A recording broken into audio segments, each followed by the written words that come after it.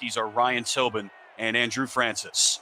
2nd down and 2 from the 36-yard line. Vegas moving on its first drive of the day. Again, they give to Johnson, and again, he powers up and picks up 6. The aforementioned safety, Andrew Francis, on the stop, but every play has been a positive one for the Fury so far. Yeah, it seems they're going like run, throw, run, run, throw. They've been doing a little bit of changing it up, and each time Scott Johnson is getting the ball, he's finding these holes and getting huge gains, getting these first downs for Las Vegas. Johnson finished 13th in carries, 7th in rushing yards, and 6th in rushing touchdowns this season as a sophomore. They'll give it to him here. Best defensive play of the day so far for Florida. Johnson is blown up one-on-one by Maverick Hughes, the rookie outside linebacker. Yeah, and he's going to have to be careful around that front 7 all day. They have been really good this season. The main star of Florida is their secondary, but they have these linebackers, Eric Hammer and Maverick Hughes, who are absolute monsters in the backfield. Hammer, a second-year player, and Hughes a rookie, but even already, those two have been very good in their SFL careers. 2nd and 9, Pierce under pressure, down he goes. Florida does not get a whole lot of sacks, Ryan, but there is the ultimate sack master, Alex Dominguez, the league's all-time leader in sacks. He had 7 in the regular season, and he adds 1 here. Yeah, not many sacks, but then you have someone like Alex Dominguez on the team, and that can't really be said for very long, can it? Oh, with him in there, even though he's now a defensive tackle after making his living as a defensive end, he is a game wrecker. 3rd and 12, Pierce will bomb it down the right side. It's tipped and incomplete. Shooting for Mason Kirby, but Ryan Davidson there in one-on-one coverage swats it away. And yet again, Alex Dominguez got to the quarterback and hit Colin Pierce as he threw, made that ball go a little bit short and forced the incompletion. Great tip there as well by Ryan Davidson. And Florida's defense gets a stop here.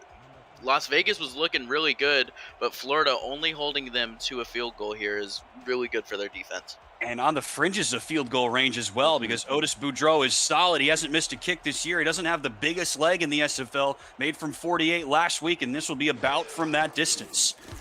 Sophomore from North Carolina sends it away, and he knocks it through officially from 48. And that opening drive for Vegas stalls out a little bit, Ryan, but they capitalize and they get 3 points to start. Yeah, and I think it's really important for them to just get points on the board.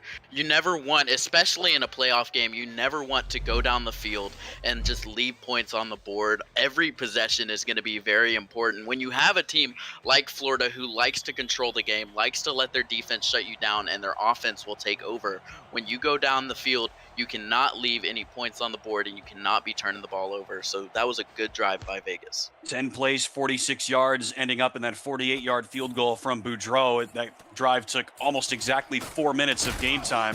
And now the Storm will get the ball trying to respond. We talked about it already. Just such variety in this offense. Ron Cochran has always been a gunslinger. He's always been a guy that throws for a lot of touchdowns and a lot of interceptions. Less so this year, as we'll get into, but they spread the ball around so well. You see it there. Stephen Bush is their leading wide receiver with 843 yards. Jeff Como has about 640 yards. E.J. Minson has about 740 yards. And Bush with about 840 yards. It's just spread out so beautifully by the veteran Ron Cochran, who will throw to start. Over the middle he goes, and he has a gain of about 8 on the first play of the game. And there it is. Stephen Bush, the Florida leading wide receiver, makes a play. And just like you said, they have all these weapons on this team, not to mention Charlie Belitsky and J.W. Doyle on this offense. It's so hard to game plan for these wide receivers when you know that at any given game, any given moment, they could pop off for 100 yards. All of them have a couple of touchdowns as well, 3 or more, and so does Varadin Zarkov, their tight end. We'll introduce you to the team as we go along. Here's the first carry of the day for Charlie Belitsky. Spins around a couple of runners and then runs into Tom Krieg, the corner, and the rookie tailback, Charlie Beletsky, as a first down. And Florida, with a rookie running back, I feel like coming into this season, there were a bit of questions on whether or not they would be able to perform at that same volume, and I think he's definitely been living up to expectations. He will toss it out here to Beletsky, the tailback. One spin move, but he can't rip through the hit that time. Slyn Shady, who was an inside linebacker and is now an outside linebacker, is there to make the stop, gain of 9. One of the better linebackers in the league this season has over 100 tackles to his name. That's good for top 10 in the league. and he is really dominant on that defense. He's a big part of what has led to this defense's success as a team. He really is good at plugging up the run up the middle or getting to the outsides and stopping the screen pass. Ron Cochran led the league in completion percentage at just under 79% this year, and a big reason why is Charlie Boletsky, who had 89 catches out of the backfield this season, top 10 among all players. On the ground they go. They give it to Boletsky, and he's tripped up right at the line to gain. Great tackle by number 34, Chris Magel, the rookie safety, but Boletsky needed one, and he got it. Yeah, exactly that. Magel made a great tackle right at the line. That's exactly what you want. But Charlie Boletsky, being over 3 feet tall, just made him fall forward, and he gets the first down anyway. Boletsky is a power runner. He's a speed runner. He can work in space. He can do a lot as a rookie, and they will toss it out of the backfield here. Big gain. Best play from scrimmage for Florida out across midfield, and inside the 40 goes J.W. Doyle. You mentioned him, Ryan. We can't forget about him in this Florida offense. A big gain. You never can forget about the fullbacks, especially in this league, especially playing against the Florida Storm. They love to get him involved, especially in the passing game. 45 receptions this season, 43 carries this season as well. So he's a bit of a dual threat, can do it all, and he's someone you always have to game plan around. And about 550 total yards, definitely a dual threat. He gets 19 there, and Florida out inside the Vegas 40. Quickly on their first possession, Cochran will float it up near side. That's hauled in once again by Stephen Bush. About 3 members of the Fury are there for the stop on a gain of 7. Let's introduce you to the rest of the Florida offense. You've already heard from Ron Cochran, the veteran quarterback, rookie running back Charlie Boletsky, J.W. Doyle, the fullback, wideouts Stephen Bush, E.J. Minson, and Jeff Como. Vardan Zarkov is the tight end. A pair of stars on the offensive line, center Joseph Wade and tackle Greg McDonaldson, and Ethan Sneed is the place kicker. He is also perfect this season, one of the best in the league. Vegas showing blitz on 2nd and 3. They will back it off. Cochran fires over the middle. Pass is caught. Great link up inside the 10. Go the Storm.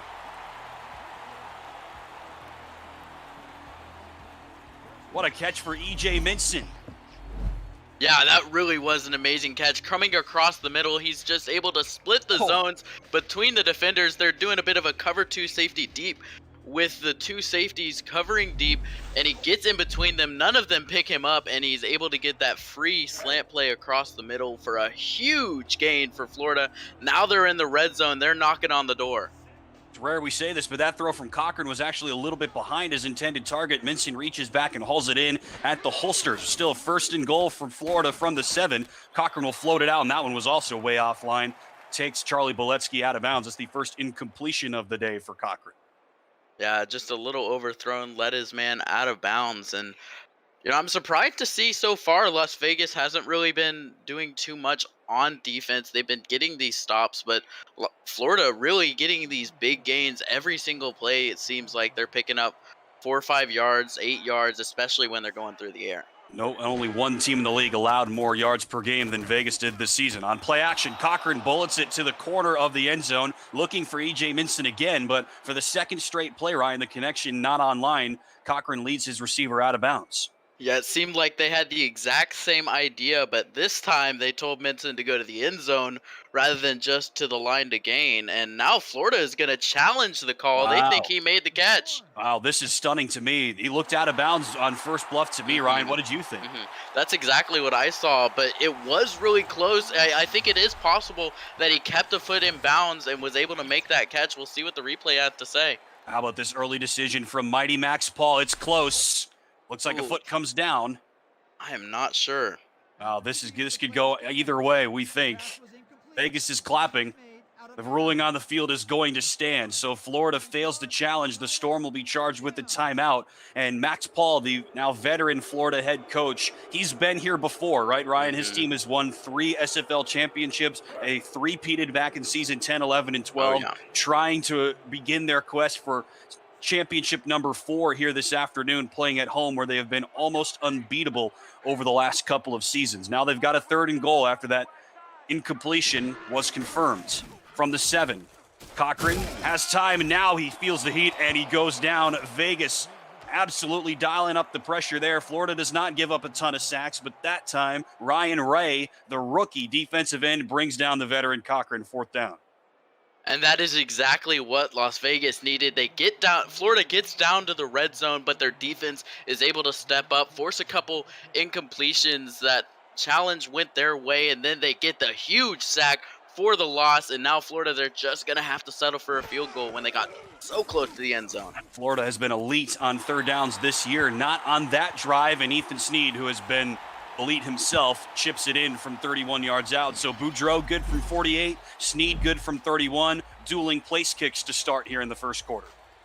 Yeah, I love to see a bit of the special teams get involved here early, and that's going to be, you know, a big part of this game. You have your offense, you have your defense, but you cannot forget special teams. When you have teams that are kind of, seems like they're evenly matched on both sides, both with decent offenses and really good defenses, then that special teams is kind of that wild card factor that can really change the game. Yeah, kind of an understated, underrated, I guess, part of this game, which we've hinted at briefly. And you're exactly right. As Doug Britton will take this a couple of yards deep into his own end zone. These two kickers are perfect. We've got a penalty on the kick return. We don't see this very often in the SFL, so more on that note later. Britton has done a solid job returning kicks. The sophomore at his first year returning kicks. He returns a lot of them for a lot of yards, and I think this penalty is going against Vegas. It is.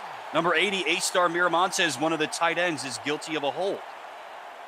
Yeah, and that is not what you want, especially in a game like this, in a game against Florida where you're playing one of the best teams in the league. Anytime you give up just a little bit, just an inch, and just 10 yards, Florida can take that and expose you and make it a mile.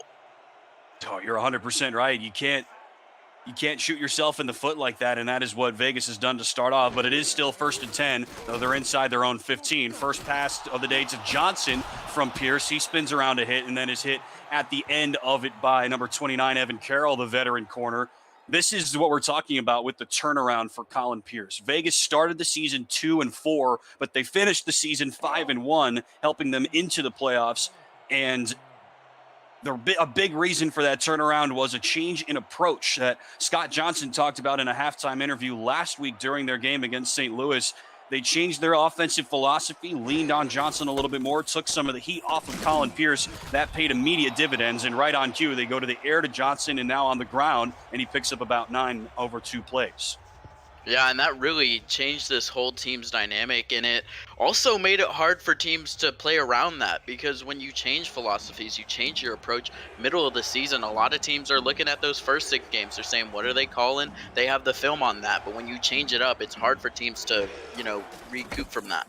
Here goes Johnson again, giving it to him on the 3rd straight play, and he takes off down the right sideline. Running room for Scott Johnson. We know he can do this, Ryan, and he's all the way inside the 35. Finally stopped there by Hughes and a couple of other members of this secondary. A huge gain for Scott Johnson.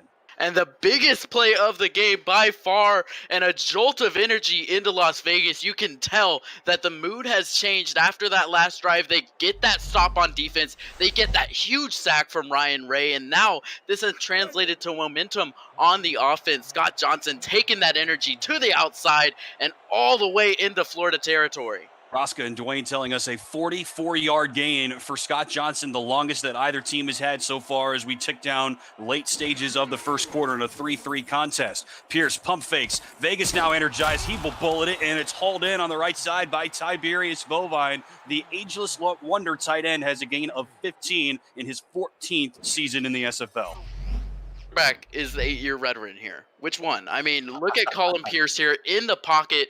Such poise. Able to see the pressure in his face. He gets the pump fake. It slowed down the defender coming at him, so he's able to get that ball away. Just the presence that Colin Pierce has as a rookie and the poise that he holds in that pocket is so good. Can Vegas capitalize on their red zone opportunities? Pierce will float it, has 2 men there, and it's caught at the 11-yard line by John Blades, a pickup of 7.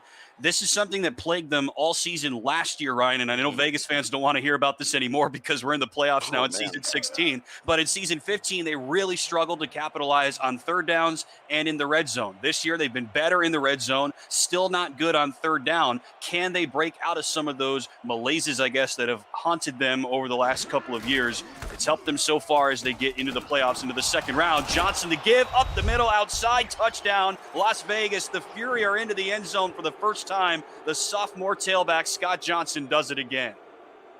They may not convert on in the red zone last season, but it's a whole new season. It's a whole new ball game for the Las Vegas Fury. They got a new quarterback. They've got a whole new offense, it seems like. And Scott Johnson with that run to the outside, they just went to him on just about 5 out of 6 of those plays. They just went to Scott Johnson, and he got the whole job done himself. Well, that shut me up, right? Because last year oh, hold on, a blocked extra point. Oh, man, the SFL has everything.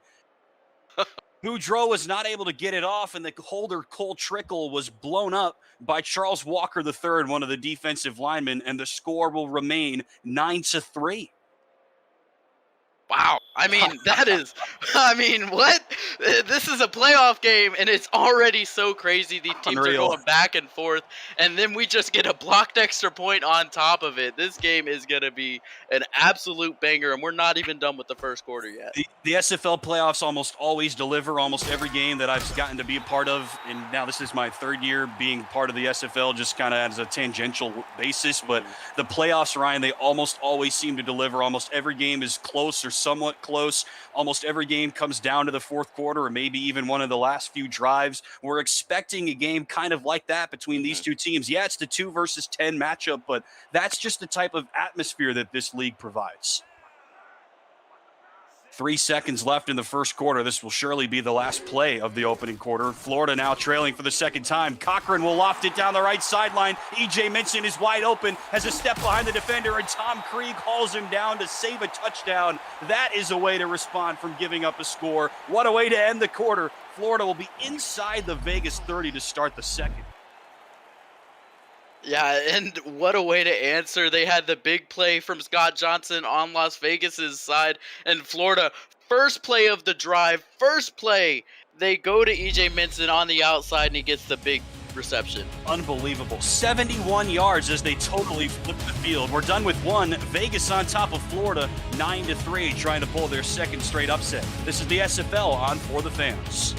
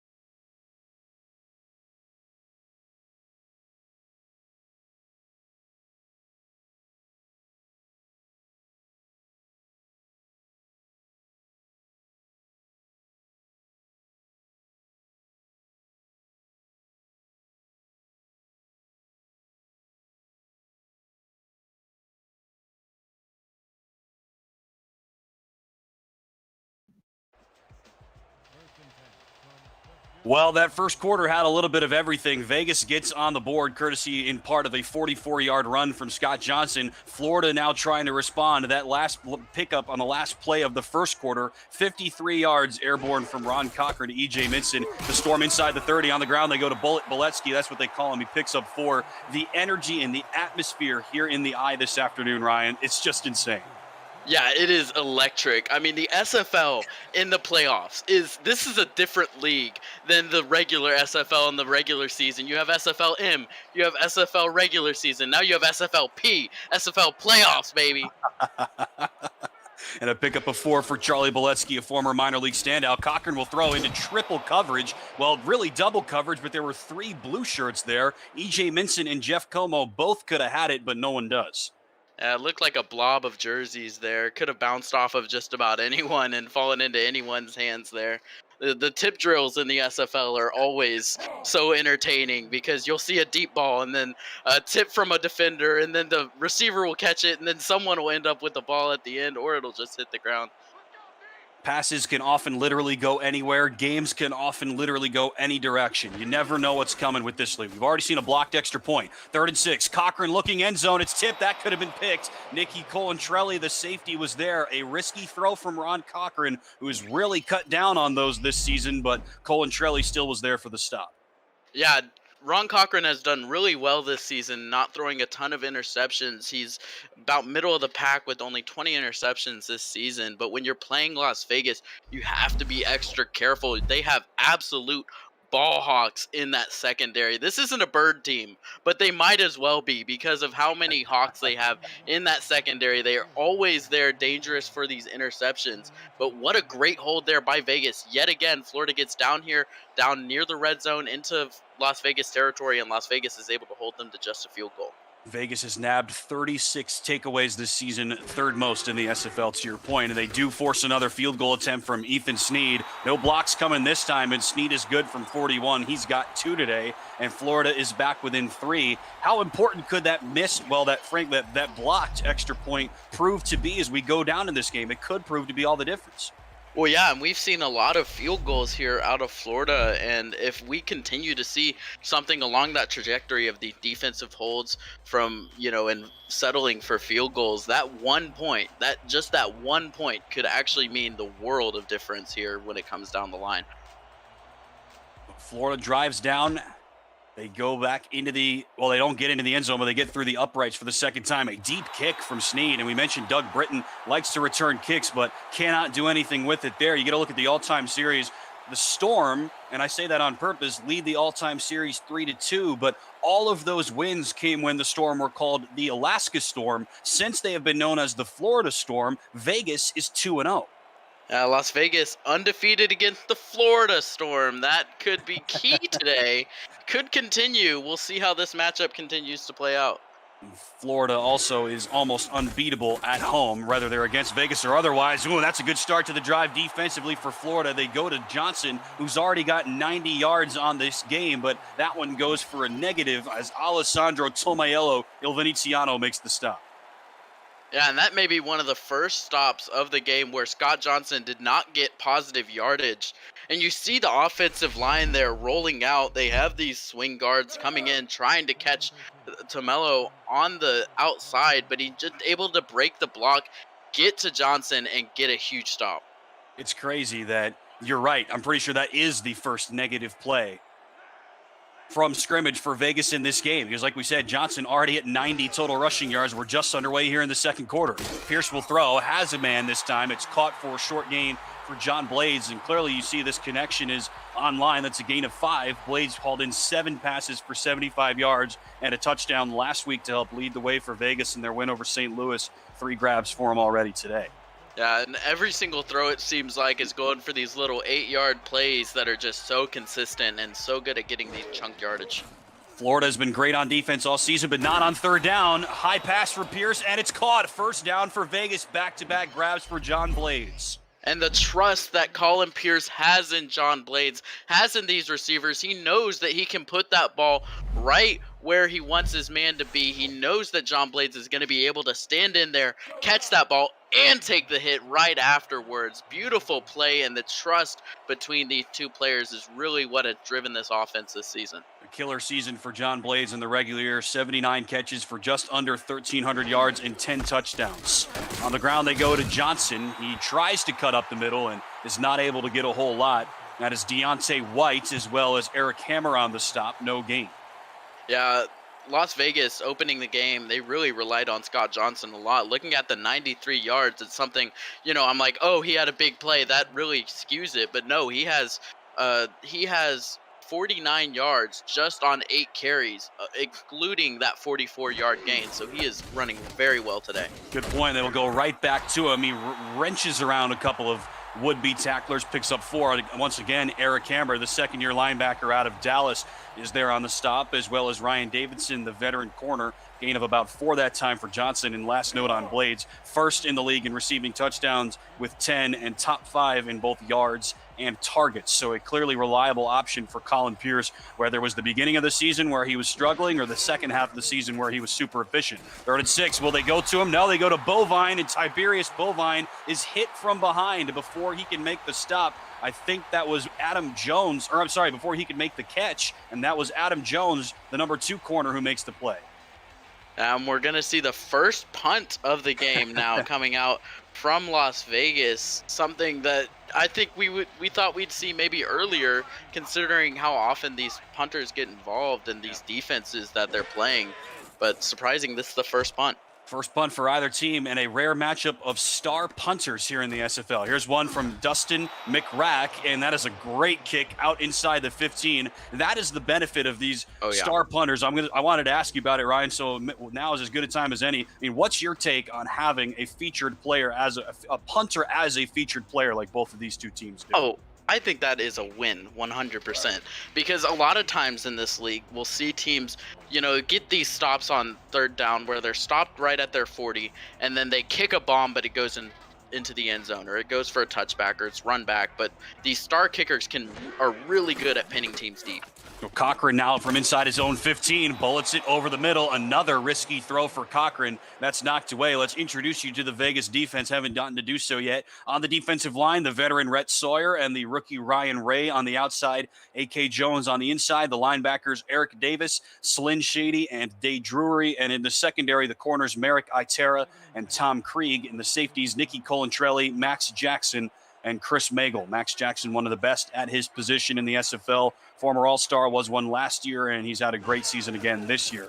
2nd and 10 for Cochran. Deep drop, pump fake, another quick hitter over the middle, and another first down and a pickup to Stephen Bush. Yeah, what a beautiful play there. That looked like 3 different Las Vegas defenders, and he's able to thread the needle there. They're going with a bit of hurry up. From the 2-back set, Cochran again will float it. Has a man again. It's Stephen Bush with a step behind Colantrelli. Colantrelli accelerates. Can he stop him?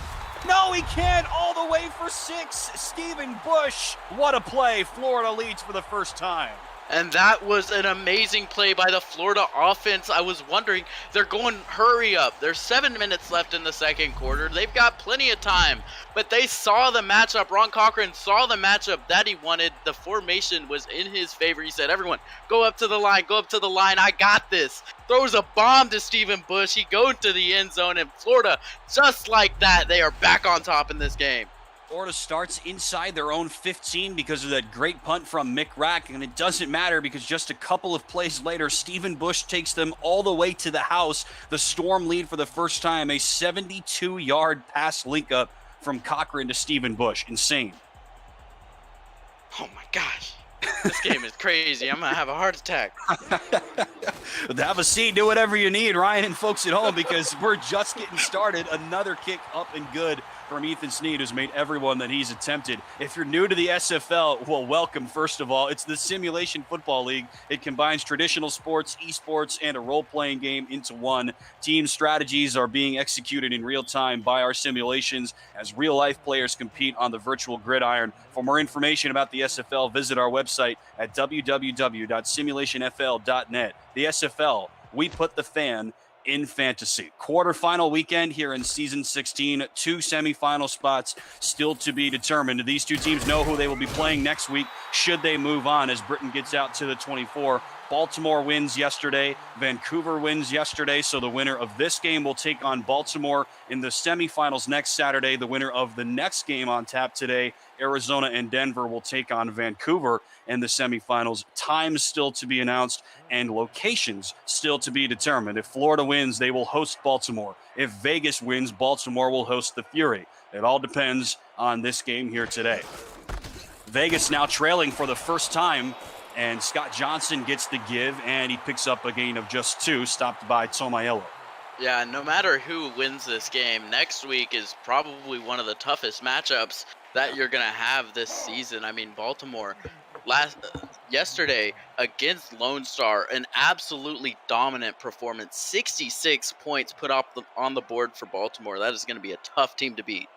And 7 passing touchdowns from sophomore quarterback Jack Wigmore. Just an insane day as Pierce will check it down to Johnson. Whoa, Johnson makes a man miss and then puts another one in the spin cycle, but he is wrapped up a couple of yards short of the line to gain. I think that was Ryan Tobin, the safety, who made the play, but what a move from Johnson. Yeah, that looked like that was like a stutter step and a stiff arm, and he pushed him out of the way all at the same time. I've never seen a move like that. We'll just call that the Scott Johnson. He's going to patent his own thing just in his second year. Will they go to him? They do, and he's wrenched down from behind by Alex Dominguez, one of the best defensive players in SFL history, makes a play here in season 16. Yeah, and there's a reason they moved Big Sexy to defensive tackle. Coming off the edge, that's more of the pass rush that you want, but Florida moving him to defensive interior, that means they want him to shore up that run game, and that's exactly what he did there. Get to the backfield, bring down Scott Johnson, and forces Las Vegas to punt yet again. Dominguez now in his 9th season with the Storm franchise. He and Evan Carroll have been around from the beginning. Here's another good punt from McCrack, and not a lot of chance for Jeff Como to return out to the 25. You'll remember that this Florida offense, which we're going to see come out on the field, looks totally different than it did last year because they lost their number 1 wideout, Optimus Klein, who also had been on the team since their inception 9 seasons ago. He moved on to go be the founding member of the San Diego Mavericks out on the West Coast, their first season of existence this year. So Klein is gone. That elevated Stephen Bush up to wide receiver 1 roles, and the rest of the offense has not missed a beat. It's been crazy. Cochran will throw out to Charlie Boletsky. He tries to pull off a Scott Johnson, but can't. Stopped after a gain of a couple by Eric Davis. Stephen Bush really assumed that number 1 wide receiver role really well, and it's really played into his strengths as a receiver. Able to make these big plays, make that big play over the middle, but he's still able to make these bang close slant routes. Just an amazing route runner. Pierce now 9 of his first 11, including 3 passes caught by Johnson. Cochran off to a strong start as well. They will go on the ground to Charlie Buller. Check it, that is J.W. Doyle, the fullback, who runs right into Eric Davis. Back-to-back stops for him. That was an interesting change that I noticed, Ryan, because I got to see Vegas all the way back in week 1. So many question marks about this team with a rookie quarterback, with a sophomore tailback coming off of a tough season. And something they changed mid-season was Slyn Shady, who was their middle linebacker. Now they're outside, and Eric Davis takes his place on the inside. Back-to-back stops for him here, and now 3rd down for Florida. Cochran slings it this way, and it's caught once again by Stephen Bush, whose killer first half continues. The Storm move the sticks. Yeah, the safety blanket coming in huge. And we talked earlier about how Florida has done really good at spreading the ball around. And Ron Cochran has been finding, Jeff Como and E.J. Minson and Stephen Bush all in these games. And they're really this, 3-headed dragon, if you will. But in this game so far, it seems like it's been almost all Stephen Bush. E.J. Minson had that big play earlier, but Stephen Bush had the bigger play, and he's already over 100 yards today. Yeah, you're exactly right. In terms of the 4 main pass catchers, only Bush and Minson have catches. No targets for Como or Zarkov, or no catches at least, as out of the backfield they go again to J.W. Doyle. There was 1 or 2 targets for Como into traffic, you remember, in the first quarter, but that was it. And there's another catch for the fullback Doyle. Yeah, and it's interesting to see Las Vegas's defense.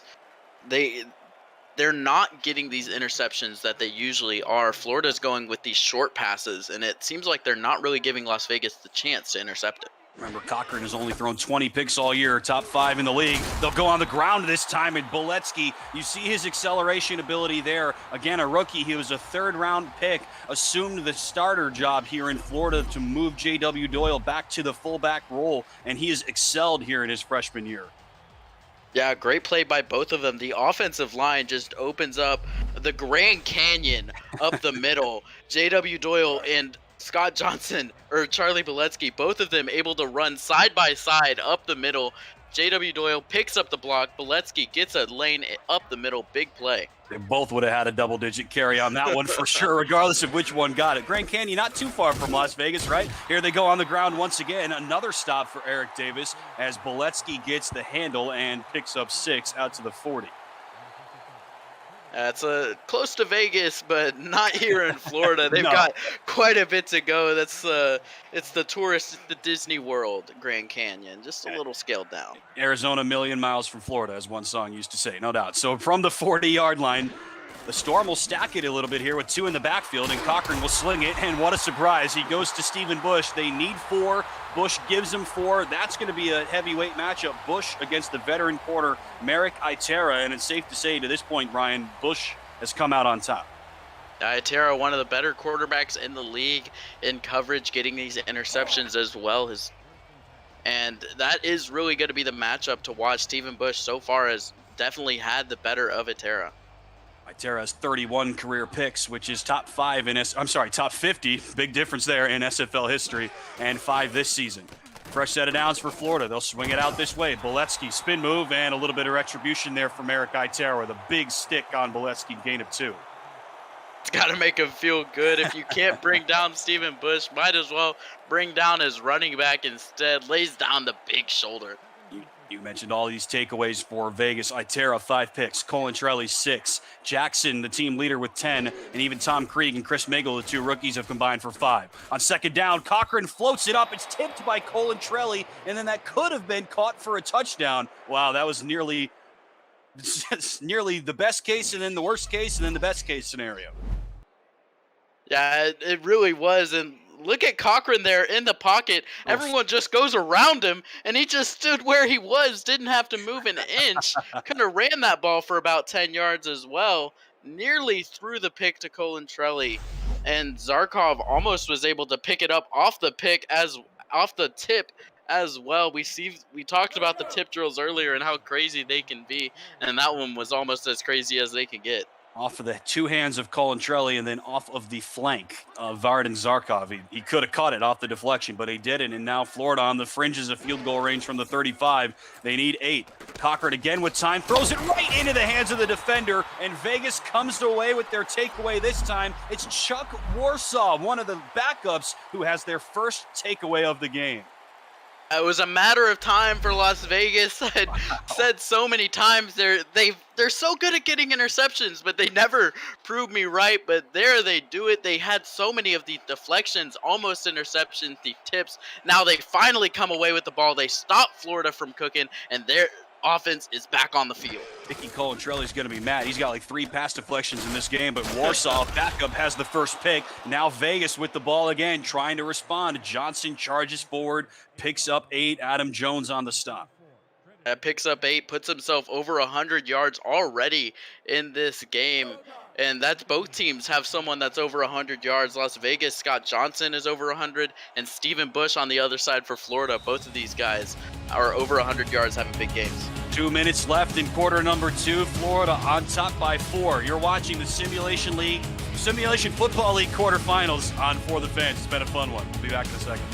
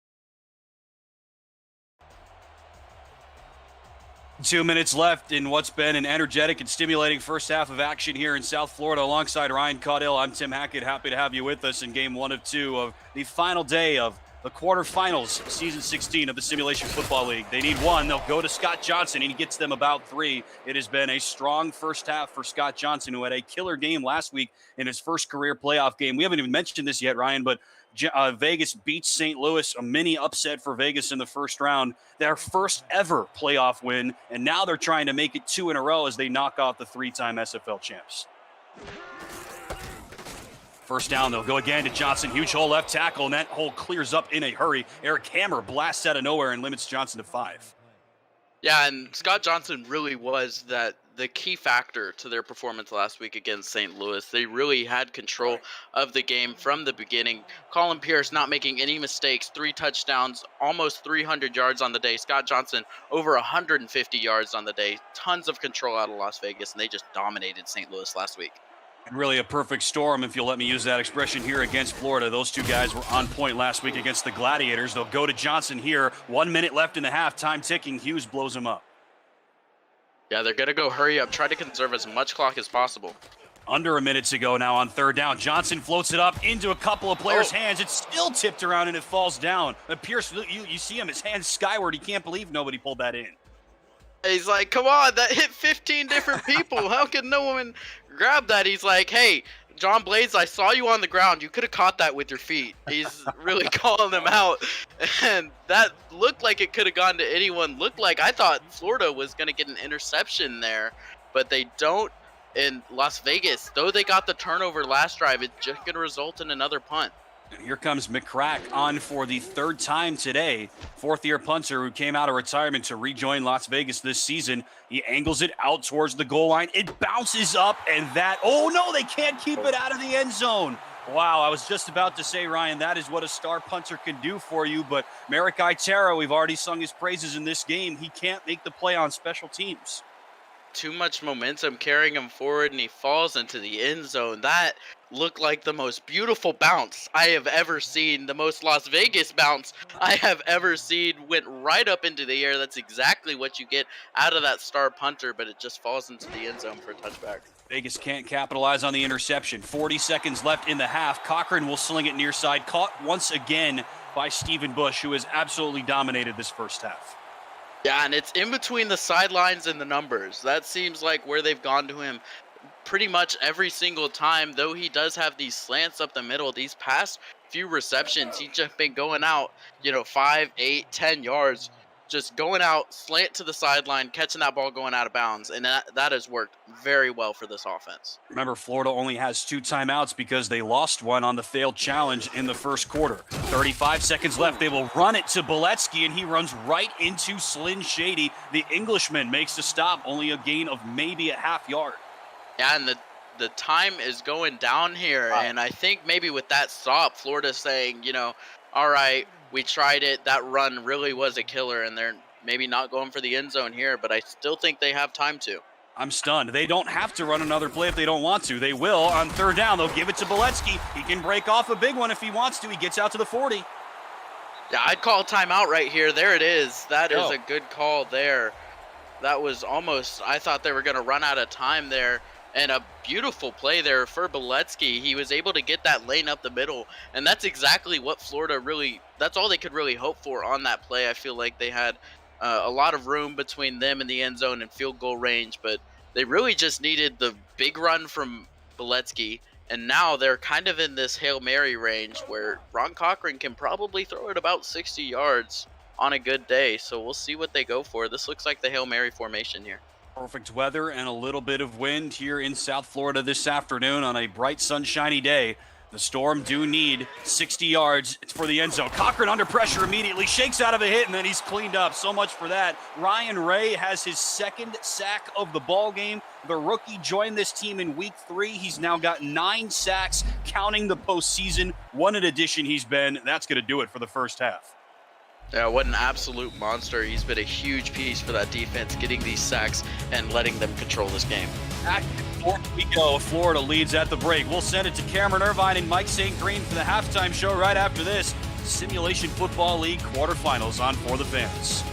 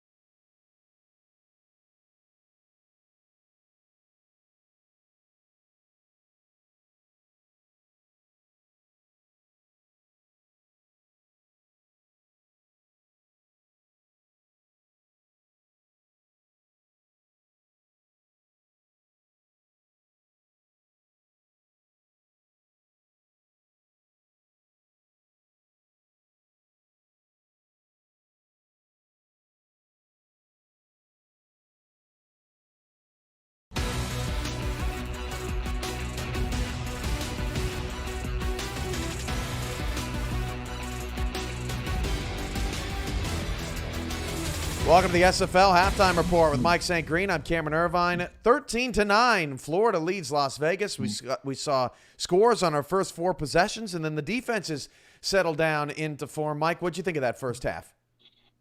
Well, Cam, if I didn't know what a playoff game looked like, I would think this game would really interpret to me what a playoff game looks like. I mean, it has a look and feel of a playoff game. These guys came out, both offenses clicking, scoring on the first 4 possessions, as you mentioned, and then the defenses started stepping up. Alex Dominguez had a good first half with a sack and a big tackle for loss on the 3rd down that stopped the Las Vegas drive. And actually, Scott Johnson on the other side has looked great, out over 100 yards for Vegas. And Colin Pierce, his numbers aren't huge, but he's very efficient. No touchdowns, no interceptions. Vegas are going to have to get this passing game going.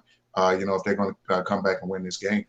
Something we saw there from Vegas's defense in the first half was a lot of stacked boxes, more so than we've seen, and it burned them a couple of times. One in particular, a run up the middle where J.W. Doyle, the lead blocker for Beletsky, went 5 yards before anybody even touched him. And then Beletsky got a few more after that. Curious move there for Vegas, and it hasn't really worked out so far in the first half, although a key interception there late in the second quarter helped keep this game close. Yeah, Cam, they seem like they wanted to stack the box and I guess maybe control the running game of J.W. Doyle and Bullet Beletsky, and I guess they've done a pretty good job of that.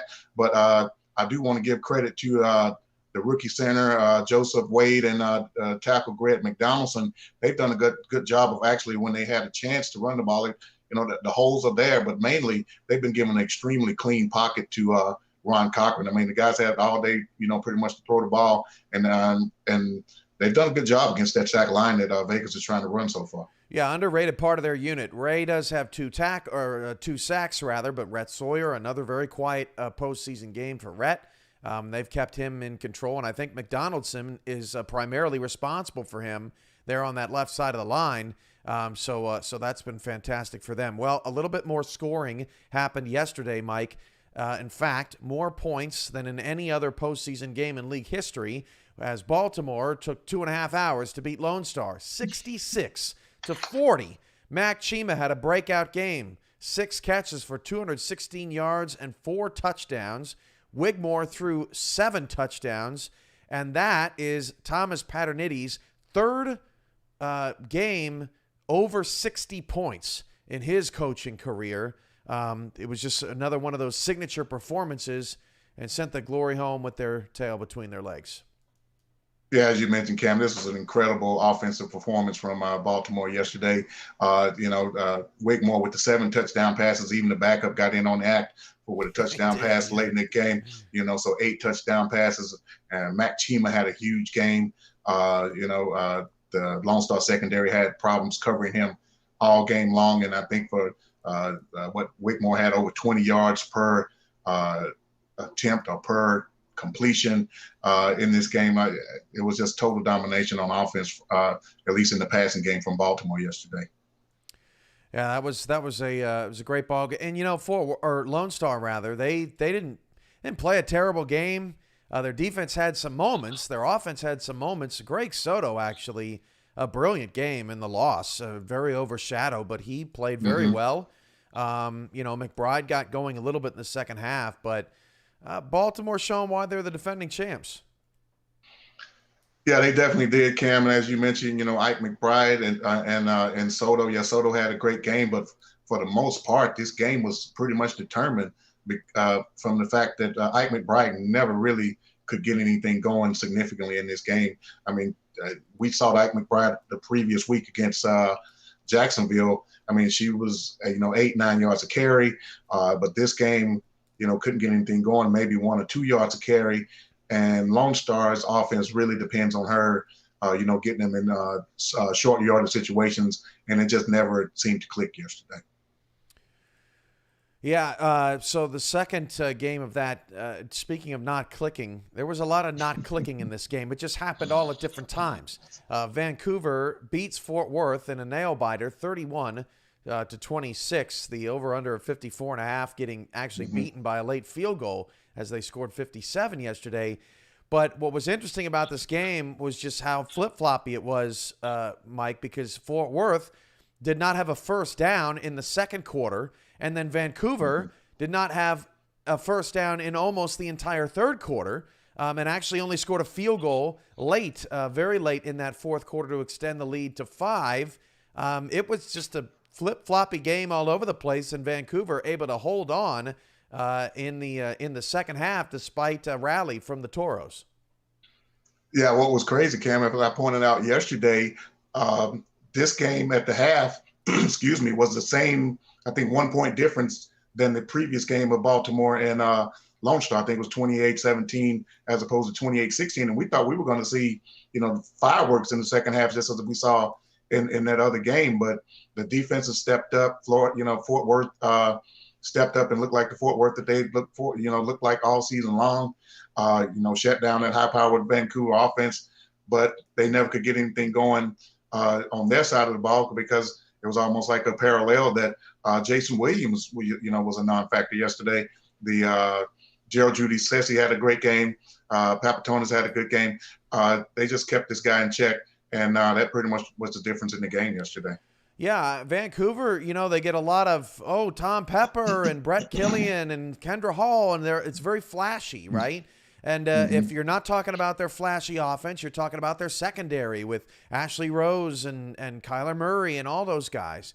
But this defensive front was really good. They are super underrated with Papatonis, Giudice company. Farnsey had 16 total tackles as the rookie linebacker. I mean, they were quite good. They looked quite ferocious yesterday, and if whoever they end up playing, Denver or Arizona, they're going to give Josh Miller or Ashley Jackson a ton of problems in the semifinal.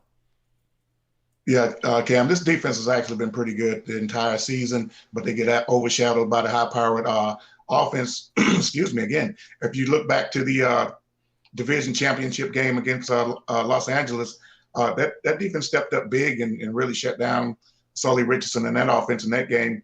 So, if you're going to go in thinking, we just have to outscore Vancouver, I mean, you're going to have to figure out this defense and put an offensive game plan together to exploit some things that they like to do.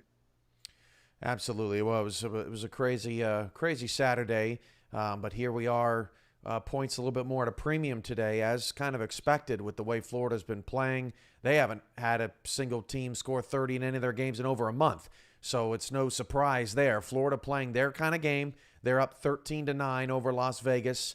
What are your keys to the second half, Mike, for these squads? It's a tight one. Yeah, it's going to be difficult for Florida. I'm sorry for Vegas to get anything going. This passing game, it definitely has to get going. I would like to see more of Blades. I mean, he did have a couple of catches in his first half. Maybe try to spread it out a little bit to Britton and the other receivers to see if they can get anything going that way. As you mentioned, Florida, man, they just have to keep doing what they're doing. Maybe get a little bit more from Belitsky in the running game. But, man, this has been a great first half. It's great to see how these minds have come together and put these game plans together, but we'll see how it plays out. Yeah, Britton had 100 yards last week. He's been very quiet. And then Marcus Agrippa for Florida, he hasn't punted yet because Florida's had 5 drives. They had the drive to end the half, they had the interception, and then they had the 3 scores. So we haven't gotten to really see the flip of that special teams storyline here in this one, but special teams going to be a big deal. We've already seen a blocked extra point tackling the holder. That was fantastic for Florida, and that's a 4-point game as a result. So it's going to be an interesting second half. We'll get it back out to the eye in Fort Lauderdale after this commercial break. This has been the SFL Halftime Report. Florida 13, Las Vegas 9. You're watching the Simulation Football League quarterfinals on For the Fans.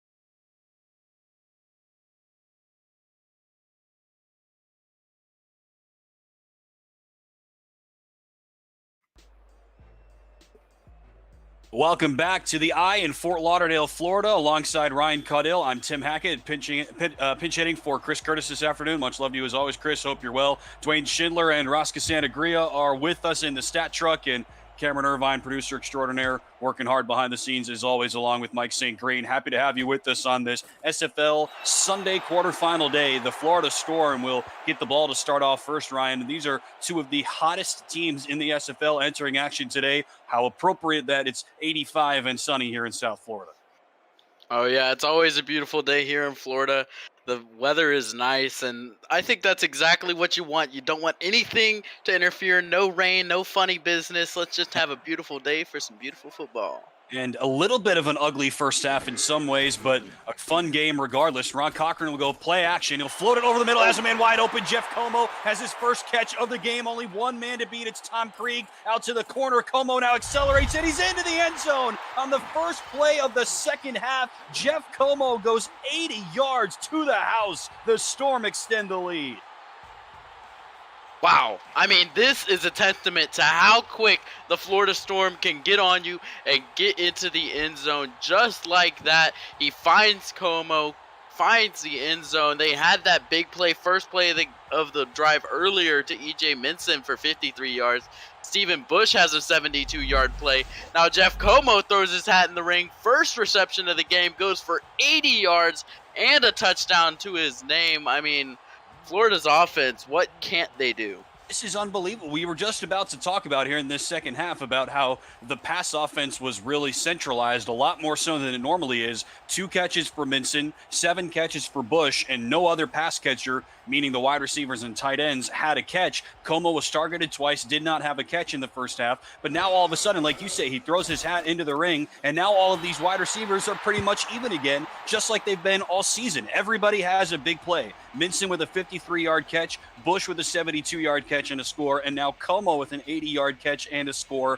You never know where Florida is going to go on offense. I mean, that's exactly right. Ron Cochran is so good at distributing this ball to everyone, and it really makes it so hard to game plan against Florida. You know Stephen Bush is going to have a good game. You know he's going to get involved, but these other receivers are just as good. They have the ability to make these big breakaway plays and get these huge chunk yardage plays. Now Vegas will get the ball as Doug Britton, who has been a very busy return man in his first year returning kicks, fullback last year and a wide receiver this year, and now moving into the kick return spot, usurping the former great Max Jackson, who is no longer doing that job here for Vegas.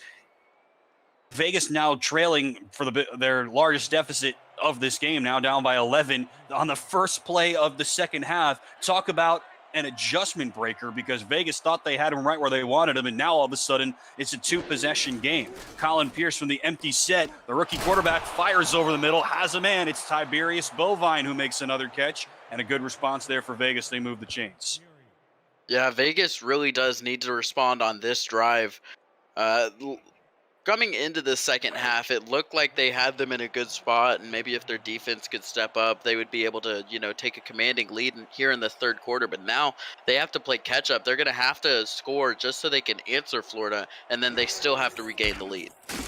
We'll go back to Johnson. Scott Johnson with his first carry of the half. He's stopped for a gain of 1 by Maverick Hughes, and we got it. All right, never mind. It looked like Hughes was slow to get up, but maybe not. Colin Pierce had one of the lowest completion percentages in the SFL this year. His stats as a rookie, kind of so-so in a lot of ways, even though, like we outlined already, he was excellent in the last half of the season, but just 61.5%. That's third lowest in the SFL, but he's up around 77% here today. Scott Johnson is hogtied from behind. Short gain stopped by Adam Jones, the second-year corner, and even though Pierce has not really, set the world on fire so far today, and now his team is behind, it's been a really solid day for Pierce in just his second ever playoff game. Yeah, and last week as well, stepping up in a huge way, 79% completion percentage. So it seems in these big games, he's able to step up when it matters most. And as you said earlier, nearly 300 yards and 3 touchdowns, a near perfect quarterback rating in that game. And that'll help the quarterback rating in this game as he links up with Doug Britton, his first catch of the day. Second-year wideout from Richmond, Virginia, moves the sticks. Everyone's starting to reach into their pocket and pull out that third wide receiver now. Now Doug Britton getting involved. It was mostly just John Blades before. And really, they weren't throwing the ball that much anyway. It was mostly Scott Johnson, and maybe here in the second half they adjust more of a throwing style. 19th carry of the game already for Johnson. He picks up 3. We mentioned the Florida offense undergoing a complete makeover from last season to this season, losing their top wide receiver, Optimus Klein. Vegas undergoing a complete makeover on offense. Their quarterback, Tom Rahman, leaves to become part of the ownership group with the Los Angeles Vikings, who made the playoffs in their inaugural year. So there's a space at quarterback for this franchise. They take Colin Pierce. They mold and meld Scott Johnson into a feature back. Not this time. He is plastered for a loss by Maverick Hughes right on cue. But this offense looks totally different, just fundamentally speaking, here in this season, Ryan. Yeah, and I think before it really was reliant on this passing game. They had Tom Rahman, they had, these veteran wide receivers and John Blades, and now with the introduction of Scott Johnson, it's really opened up this offense a lot. And a complete paradigm shift from the first half of the season to the second half of this Vegas offense. Pierce has all day. Pass is dropped over the middle looking for Blades. It might have been Britton, actually, but there were a couple of different wide receivers there. It might have been tipped on the way, but regardless, it falls to the turf.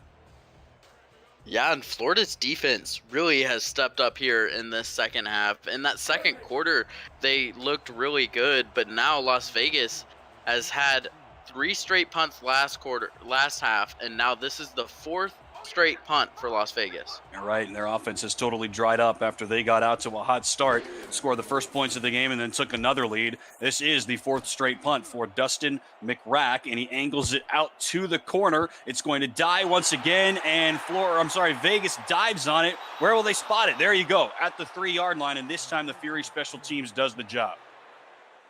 Yeah, great job there by the gunner, staying out of the end zone this time. Itera last time took that ball into the end zone, but now we have Florida coming out on the field on offense. They're going to have to go the whole length of the field, and we'll see if they're able to do it. I think this is what Las Vegas needs. If they can play a bit of the field position game, they can get back in this. We've already got 1 turnover on the game, one of the best takeaway teams in the SFL. They pin Florida inside the 5, and on the first play, they'll go to J.W. Doyle, the fullback. He picks up just a couple. He's stopped there by Rhett Sawyer, who we have not heard a whole lot from in this game, Ryan. But Ron Cochran, we have heard a ton from. You see him there. Best completion percentage in the SFL, nearly 79%. But so far today, 10 percentage points less than that at 68. Despite that big gain on the first play of their last drive. And again, they'll kind of play it small here inside their own 5. They'll go again to Doyle. He's stopped by A.K. Jones. Yeah, Las Vegas's run defense is looking really good today. It's something I haven't really, I think, noticed as much. Florida mostly going through the air, but on the run, it seems like Florida hasn't really been able to get so much going.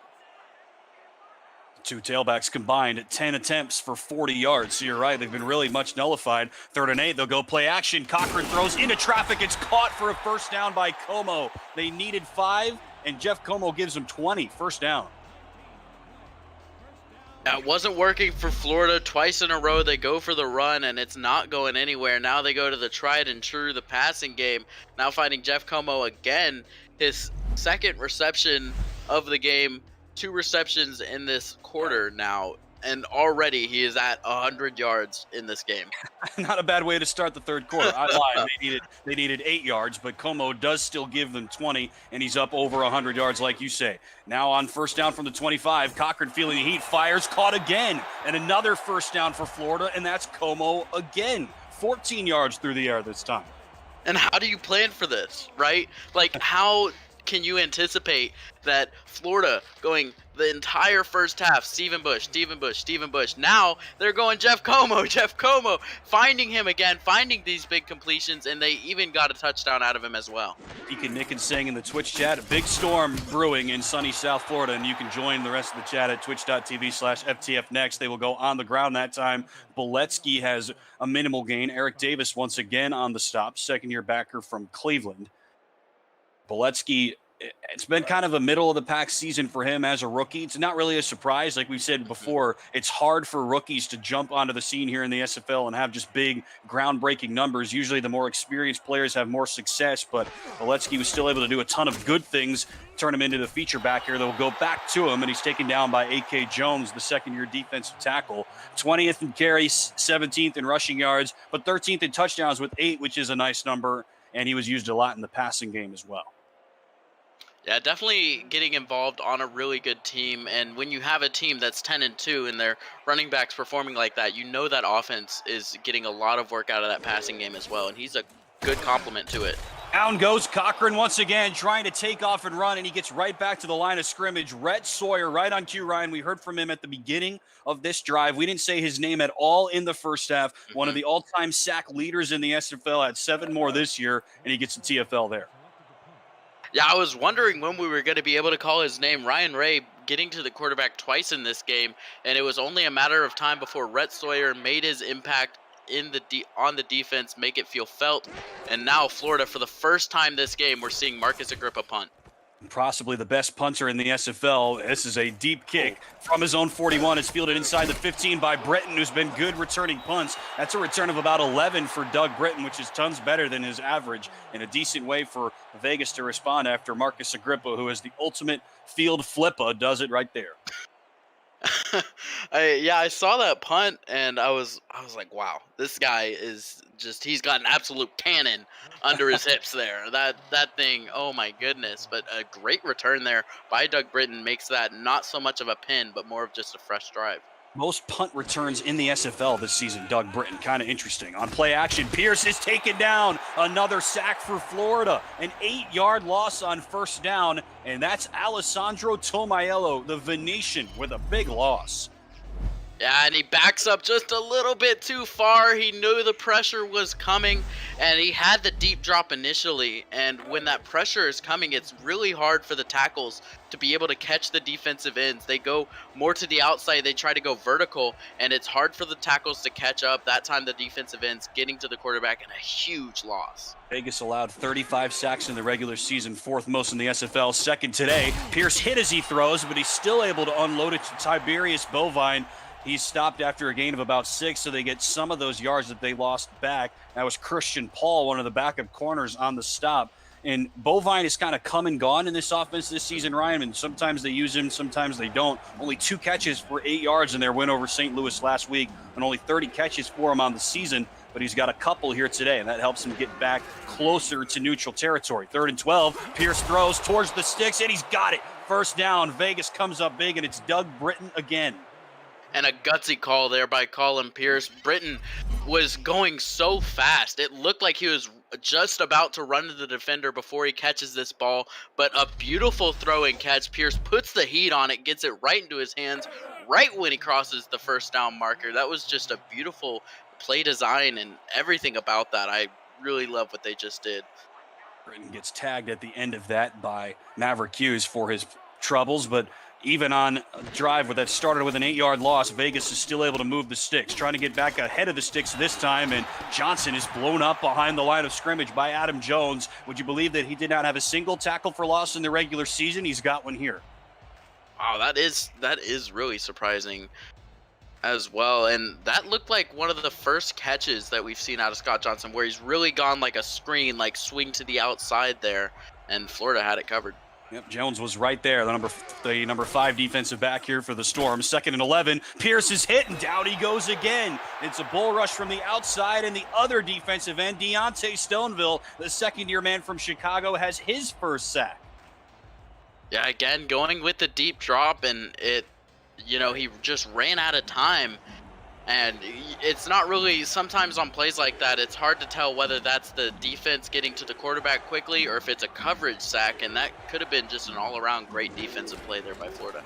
Vegas has struggled on 3rd downs on offense all season. Pierce will float it up. It's caught by Britton once again, but this time he's not even short of the line to gain. They needed 17. Britton gets just 5, and we talked about some strength-on-strength matchups in this tussle today, Ryan, but this is kind of a weakness on weakness because Vegas has one of the worst third down conversion rates on offense, fourth last, in fact. But Florida, despite how good they are at just about everything else on defense, they have the third worst third down defense at 56%. That time, Florida gets the job done, mostly because of the work they did on first and second down. Deep kick from McRack, and the Storm will have to start from their own 17. You know, it's kind of funny as well because they're the third best team on offense at Right. third down. Florida is, and they're the exact opposite on defense as well. They give up about the same amount of third down percentage as they gain to themselves. So it is a bit of a mismatch there. And Las Vegas having to try to go with the run game, they dug a deep hole for themselves 2 times in a row on those sets of downs, and it really bit them. The Florida defense has been excellent so far today. They're holding Vegas to about 250 total yards of offense. Here goes Beletsky trying to get him untracked. He cuts forward and picks up about 6. Chris Magel again on the stop. Vegas had to rework their secondary because when Tom Rahman left to join Los Angeles, he brought his 2 kids, Thomas Rahman Jr. and Thomasina Rahman, 2 defensive backs with him. So 2 spots open in the secondary. Enter Tom Krieg, a second-round pick, and Chris Magel, a first-round pick, and they have joined the team and have been big pieces from the get-go. 2nd and 3, Cochran has time. The referee falls over. Cochran throws into coverage, and it's picked off. Max Jackson strikes again out inside the Florida 35, and a big-time takeaway from Las Vegas, one of the best takeaway teams in the SFL. They strike at a key time. Yeah, and it felt like it was only a matter of time before Mac Jackson got involved, right? We said the same thing about Rhett Sawyer. He didn't really have an impact, but here in this second half, Mac Jackson comes online, one of the best in the league at getting interceptions, one of the best in defense as a safety. 17 pass deflections this season, the highest in his career, and the second in the SFL. He is an absolute menace in that backfield. That's exactly what they need, in some amazing field position on top of it. 7th-year safety from Chattanooga was an all-star last year, and he's having another all-star caliber season. He may have just saved the Fury season. Here goes Johnson rumbling around and runs into a triple team, picks up 8. Dominguez, the defensive lineman, comes all the way out to make the stop as we tick down towards the end of the quarter. And you said it. I think he really did just save Las Vegas' season with that interception. That looked like Florida's drive to lose, looked like they could have gone down, scored a touchdown, but now it's still a 2-score game, and Las Vegas is looking like they're knocking on the door here. Fury do snap it again before the quarter. They will give it to Johnson, and he is clamped down from behind by Eric Hammer, the second-year middle linebacker. 1 more quarter to play here from Fort Lauderdale, with the home team on top by 11, looking for another semifinal spot. This is the Simulation Football League on For the Fans.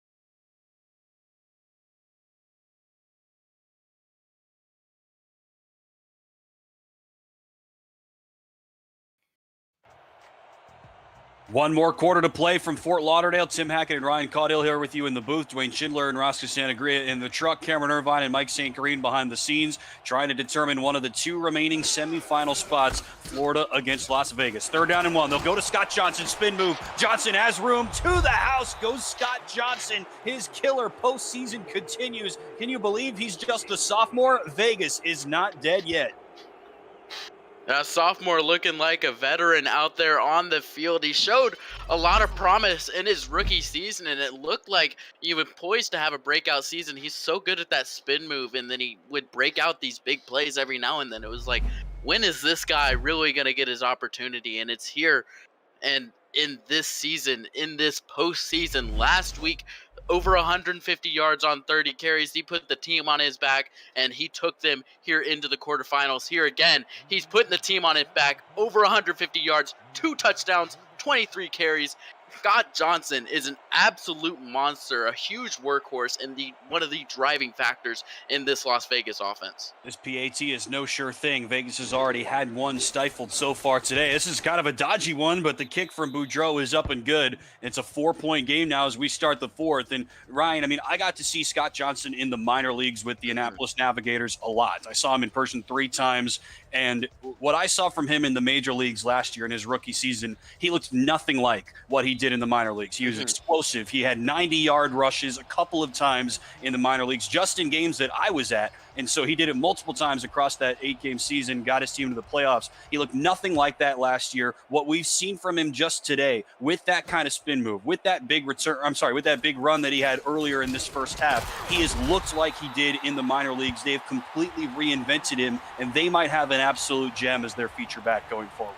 Oh, I completely agree. I think they found a diamond in the rough a little bit in that minor leagues. There's so many players that look like they could be stars in the SFL, but I think they really did find one in Scott Johnson.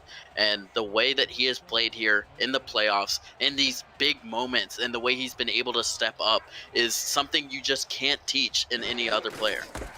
Florida, the number 2 seed back on offense. Charlie Boletsky, who is their rookie running back, gets a gain of a couple. I mean, Florida was just dominant at home. Historically, they have been excellent, whether they've been in Florida or whether they've been in Alaska. Makes no difference. They are almost unbeatable at home. 6-0 this season. They have won 12 straight total games at home after they lost at home in week 1 of season 15. They've been almost unbeatable here at the Eye over the last couple of years, and they have a 4-point lead as we start quarter number 4.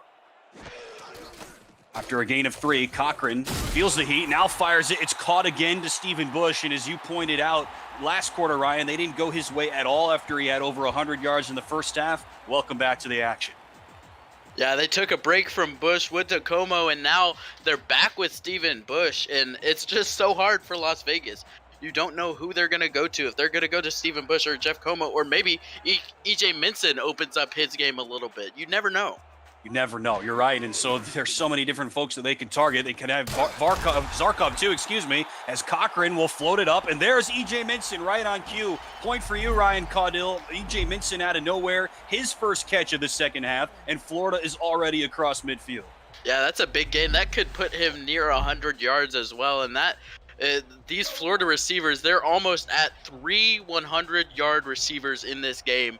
And that is just a testament. That is 3 100-yard receivers in this game. That is a testament to just how good this team is on offense. It's absolutely unbelievable. I've never seen anything like that. Boletsky trying to add something to his total. He picks up 10 by himself, dragging Merrick Itera for the final 2.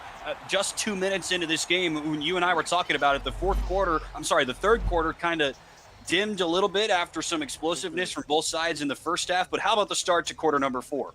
Yeah, Florida coming out of the gate screaming, trying to answer back after Las Vegas goes down the field, gets that touchdown.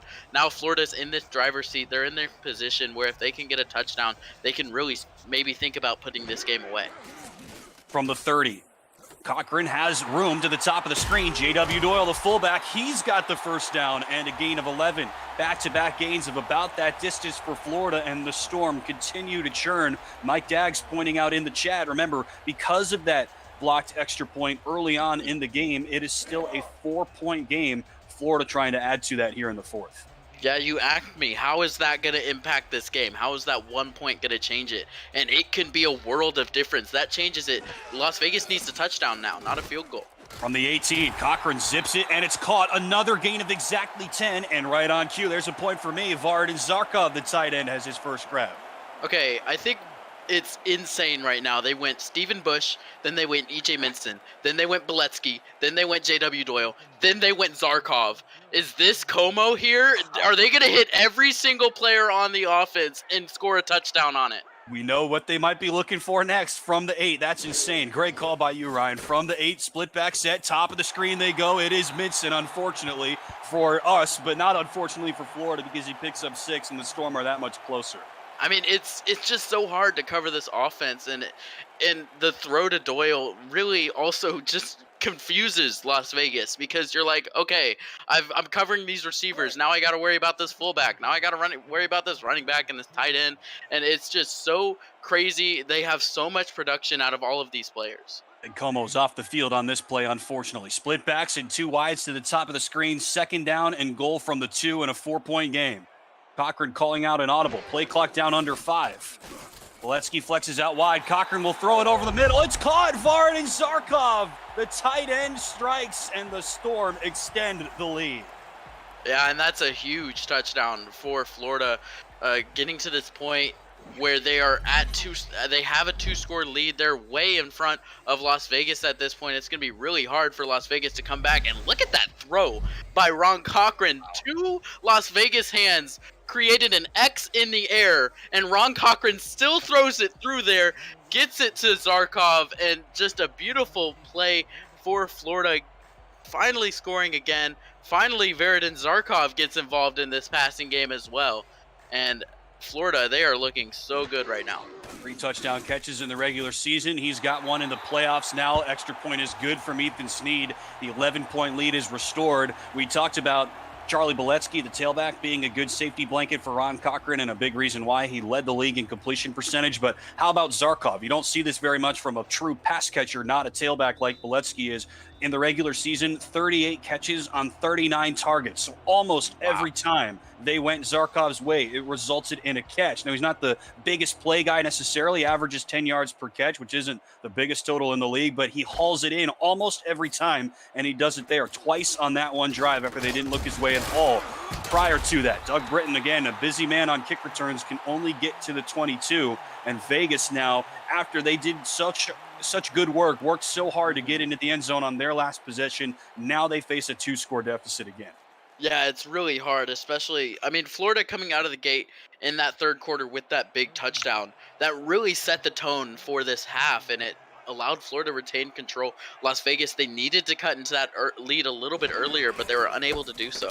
Baltimore and waits on deck for the winner of this game as Scott Johnson spins around and picks up 5. Andy Hamilton's Vancouver Legion waits on deck for the winner of the next game, number 1 Denver against number 11 Arizona. Seems like a mismatch perhaps, but don't let Arizona fool you. They are good, and that the last quarterfinal matchup of the day coming up next here on For the Fans should be a good one as well. Vancouver awaits the winner of that one. Florida wins, they will host Baltimore next week. If Vegas wins, they will travel to Baltimore next week in the semifinals. 2nd and 5. Here's Johnson, runs into traffic, nowhere to go, a loss of 1. Stopped in the backfield by Deontay Stoneville. Yeah, and I think the key right to Las Vegas is winning here, and especially in that 1st quarter when they came out of the gate looking really good. Their run game was fantastic. That last drive, their run game was fantastic. They were able to score a touchdown, but if Florida is able to stop Scott Johnson, they can stop this offense. Can Vegas convert on 3rd down? You better believe it. Pierce threads the needle, shows his best Ron Cochran impression, and hits his tight end, Tiberius Bovine, who is having one of his biggest games of the season here in round 2. Yeah, big time veteran, been in the league for a long time, and he doesn't really get a ton of receptions in these games. He's really just a compliment to this offense, but now he's getting involved in the playoffs when the games matter the most. Only 30 catches in the regular season for him. To your point, they'll go back to Scott Johnson, who has had a heavy workload in this game, more so than usual, and Maverick Hughes has been all over the place. This is his first ever playoff game. Rookie 2nd-round pick, spent his minor league career with Memphis. taken in the second round, like we say, at 8 tackles for loss in the regular season. He has been everywhere here today. And he's leading Florida in tackles. That is not something that I expected coming into today. Ryan Tobin was their team leader in tackles in the regular season. On 2nd and long, another great pass from Pierce. What a postseason he's had. And on the receiving end, once again, is John Blades. I mean, Colin Pierce it looks really good today. He's not been the most involved in this game. The Las Vegas offense is mostly running through Scott Johnson, 26 attempts, 160 yards. But Colin Pierce, he's been able to run so efficiently today. 17 of 21, 81% completion percentage. Absolutely insane. Showing his best Ron Cochran impression, like we said earlier. John Blades has been a big-time playoff performer. Had a solid game here. They'll go to Johnson. He picks up 4. Dominguez on the stop, and now the Fury show the hurry up with 5 minutes left. Yeah, they got to be quick. They don't have a ton of time left. They need to get to the end zone. To fake the handoff to the fullback, and down goes Pierce. That won't help. He's hit in the backfield again in big, sexy strikes. Oh no, the draw play doesn't work out. Will they be able to convert? They fake the handoff again to the up back. Pierce throws. It's tipped on the sideline and knocked away by Adam Jones. We mentioned he didn't have any tackles for loss coming into today, but what he did have is 8 pass deflections. Florida does not take the ball away that much, or did not in the regular season, at least not compared to Vegas, but they deflect so many passes, so many near picks, and that was one right there for Jones.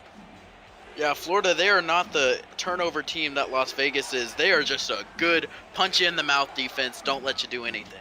Decision time, 4th and 11. The offense will stay out. Pierce guns it left sideline. It's picked off. Florida right on cue has a takeaway, and down the sideline they go out into enemy territory. Vegas, the gambling team, rolls the dice on 4th and 11, and the Storm defense come up with the takeaway. Ryan Tobin, the 7th-year veteran, has perhaps the play of the game.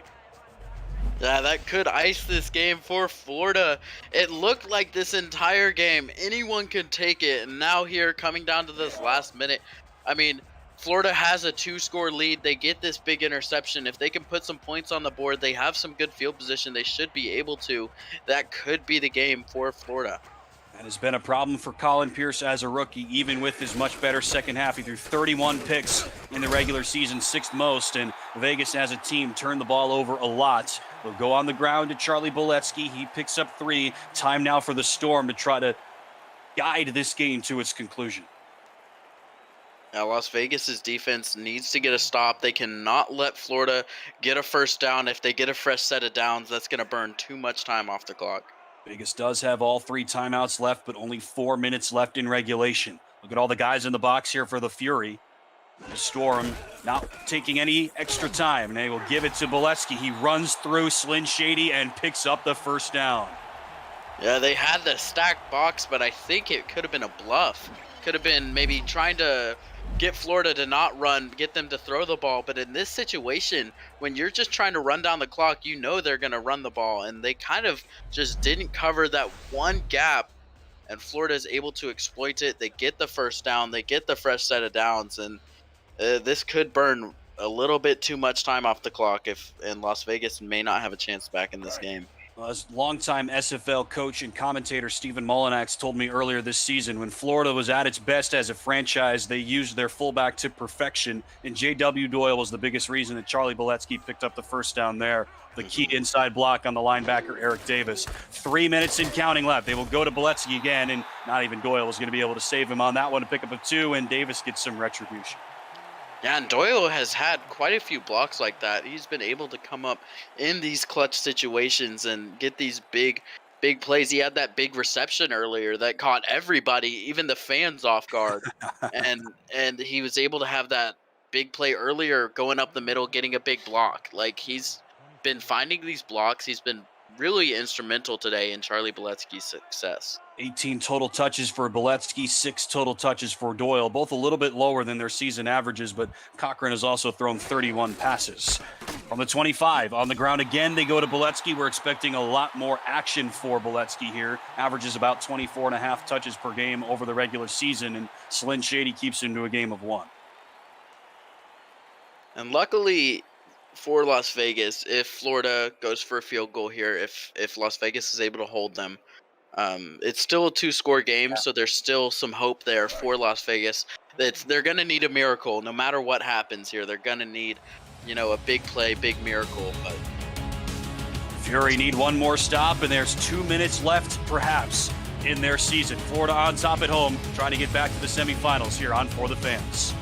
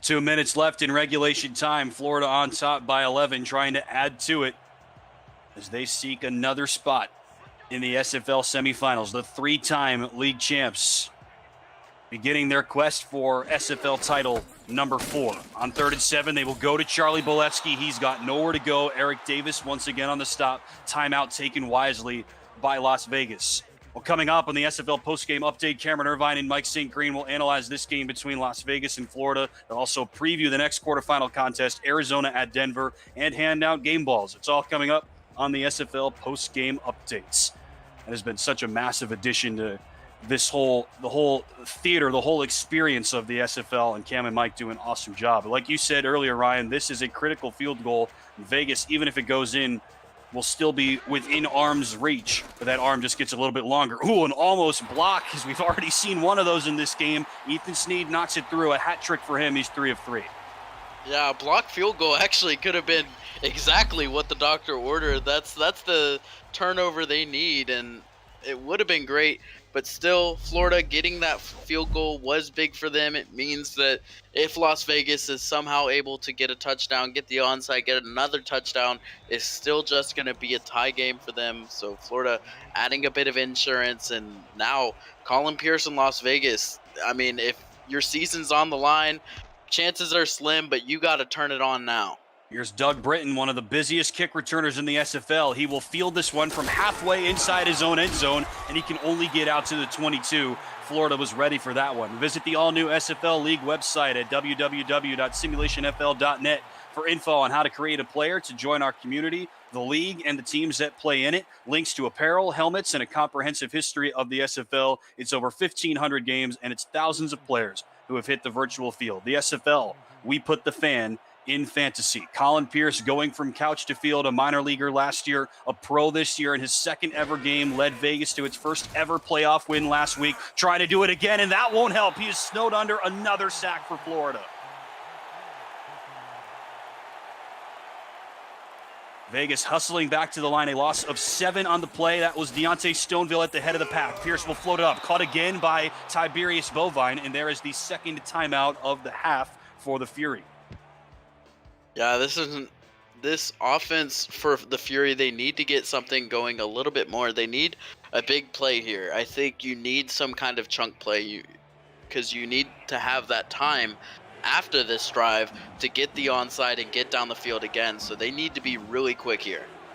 A short gain over the middle for Tiberius Bovine, his 4th catch of the game. Had only 2 last week. 3rd down and 8. That one went for 9. Pierce will float it, and it's tipped away by Evan Carroll, the veteran corner who has been with the Storm since its inception. The 9th-year man from right here in Fort Lauderdale makes a big play. Yeah, and that looked like it could have been a touchdown saving play, or at least a 30-yard gain saving play there. So that would have been a big momentum shift for Las Vegas, big gain for them. But now you have 4th and 8. This is going to be the decider right here. All game for Las Vegas. 4th down and 8 from their own 24. They need 14, and they only have 90 seconds. Pierce floats it. Bovine makes the catch. This will depend on the spot. They give him a 1st down. What a play. Barely got it, and that keeps them alive here. Needed 8, got 8, just barely. Move the chains. He'll go to Bovine once again, and once again, Tiberius Bovine delivers right to midfield. Once again, move in the chains. Tiberius Bovine. Las Vegas is cooking. I lied. That was Britton. Sorry, 84, not 89, but he was looking right there. He will go to Bovine this time, and it's swatted away. Evan Carroll out of nowhere swats it away. So they went to Britton on the previous play. They go to Bovine on that one, and Evan Carroll, who is top 10 in the SFL all-time in pass deflections, interceptions, and touchdowns, has another swat. And Tiberius Bovine looked like at the end of that catch wanted a pass interference call, something you don't see out of a veteran, but the pressure of the playoffs clearly getting to him. 60 seconds left, less than that now. 50 yards away from the end zone, they need 2 scores. Pierce will float it right sideline this time. It's caught. There's Mason Kirby out of nowhere. His 1st catch of the 2nd half and just his 3rd of the game. And Vegas now in business outside of the red zone. Yeah, Las Vegas, their offense was missing something, and that something was Mason Kirby finally getting another reception, this one going for 28 yards. That is the biggest pass play for the Las Vegas Fury in this game so far. The 28-yard play, that's their biggest one so far. That's crazy. And Florida, as we've outlined, has 3 plays of almost twice that. One to each of their top receivers. Mason Kirby is known as a primetime playoff performer. He had a big catch last week to help Vegas beat St. Louis. 5 career playoff touchdowns, just his 3rd catch today. From the fringes of the red zone, 14-point deficit with 53 seconds left. They went 28 yards in just 5 seconds there. Pierce over the middle into traffic. It's caught by John. Oh, check it. It's Doug Britton, who's been huge in the 2nd half. Yeah, look, that was such a tight window. I have no idea how Pierce got that one in there. Gain of 14 now from the 8s. Penalty flags fly. Pierce to the end zone. It's caught. Touchdown, Fury. If this play stands, Mason Kirby has his 6th career playoff touchdown. And will it stand? That's the big question. Was it a hold or is it a defensive penalty? It is a hold, but who's it on? It's against Vegas. Oh, man, Gabe Walker, the guard, is guilty of the hold. You get a look at him there, the guilty party. Wipe off the touchdown, at least for now. That could be a killer. And he's got to be kicking himself there. No penalties in this game for Las Vegas so far. And, well, they had the one on the kickoff earlier, but no penalties on offense for the Fury so far. And the first one comes at an awful time and erases the touchdown.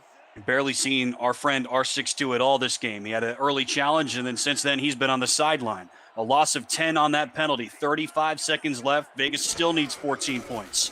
From the empty set, Pierce floats it over the middle into traffic. It's caught again by Blades, 16 yards out to the 2. They've got to hurry up here. They need to get into the end zone on this play. The offensive lineman just now resets. 20 seconds left. Pierce looking this way. Back corner, it's caught. Mason Kirby has the touchdown that time. No flags, and the Fury are still alive somehow. Yeah, beautiful play there by Kirby. That just looked like a play design difference there. Looked like the whole offense went up the middle, went to the left. Mason Kirby runs a route to the right into the end zone. It's a fadeaway, and it is wide open. There were no Florida Storms committing to that side of the end zone, and it was wide open for Mason Kirby. Now, here for Las Vegas, they need to get this extra point, which is not always a given, and then they're going to need to recover, onside kick, get right into the end zone immediately, and then they can tie this game and still keep themselves alive. But it's looking rough, but they got exactly what they needed on that drive, getting the touchdown, getting to the end zone, and making this lead just a little bit closer. Step one is complete. Otis Boudreau hits the PAT, and just like you said earlier, Ryan, and you were dead on like usual, special teams in this game has been absolutely essential. That one missed PAT earlier on the block as Cole Trickle was hit on an attempt in the first quarter may not come into play in this game, but it might, and now special teams will result in the biggest play of the game. Boudreau kicks it away right into the Storm's hands. Florida's got it, and they are going to win this game. Number 80 in blue, Shaba Debo, one of the backup tight ends, hauls it in, and all the Storm need to do is kneel it out. Yeah, they had Max Jackson on the hands team for Las Vegas, and they tried to get in there. It was close, but Florida had them beat by just a couple of yards, and Florida continuing on this amazing season. I mean, looking at the last couple of seasons, we saw Florida as a championship team. They kind of fell from greatness after that. They kind of fell into the medium teams of the league, into that muck, and they didn't really look the same. But then this season, coming out without Optimus Klein, they had essentially a whole new identity as a team, and they're able to come out of the gate, look like one of the best teams in the league, take the number 2 spot in the playoffs, and just look absolutely dominant the entire time while they're doing it, especially at home. And that's going to be key, I think, next week as well. They're going to come back to Florida playing Baltimore. They're at home. That advantage, that is very Florida favored. They've now won 13 straight home games, counting the postseason, and they will have another one next week. Florida holds on. A valiant surge from Las Vegas, but it comes up just short. Ron Cochran throws for better than 400 yards. Everybody gets involved, and the Storm move on to the semifinals. The final from the Eye this afternoon, Florida 30, Las Vegas 23. You know, and it's almost kind of hard to even highlight a single person here on Florida. I almost overlooked Ron Cochran's 400-yard game because I was busy looking at all these other guys getting 100 yards, but someone's got to throw to him. Ron Cochran had an amazing game today. He had the 2 interceptions, but when you're playing someone like Las Vegas, interceptions are usually kind of expected, right?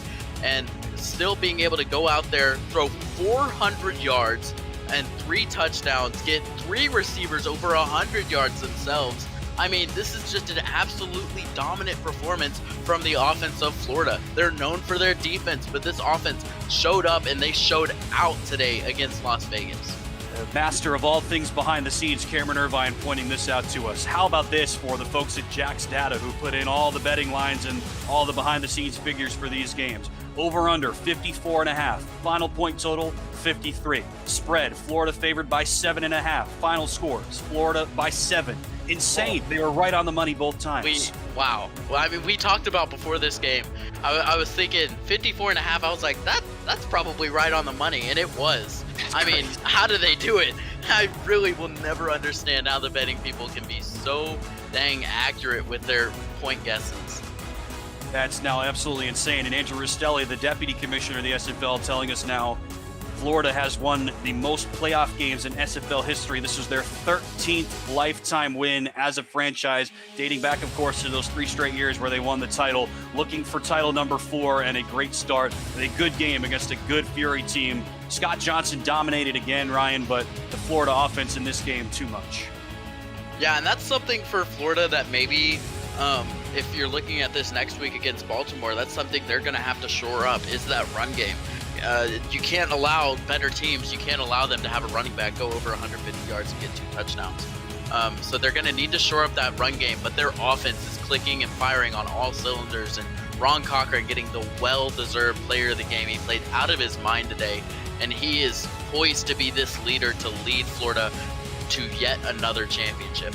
All 3 of Florida's top wideouts, Stephen Bush, Jeff Como, and E.J. Minson, go over 100 yards. Cochran 410 and 3 touchdowns. He's the MVP. Ryan Cuddill, your final thoughts.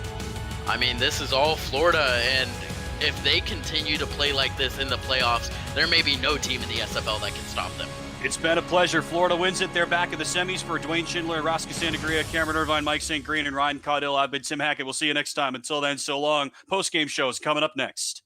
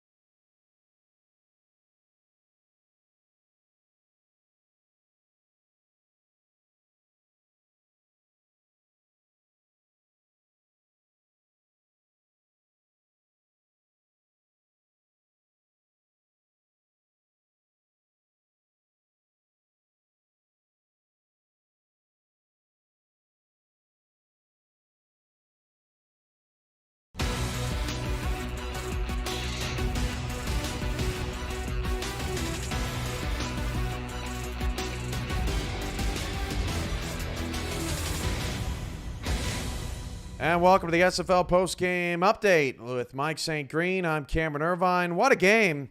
Vegas did not go down without a fight and end up losing to Florida 30-23.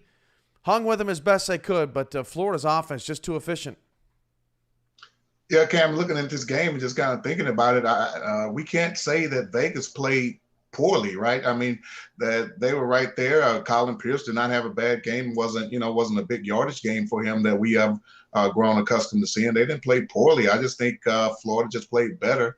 Took advantage of some things that they saw in the Vegas defense with a couple of deep passes, and eventually came out on top in this game.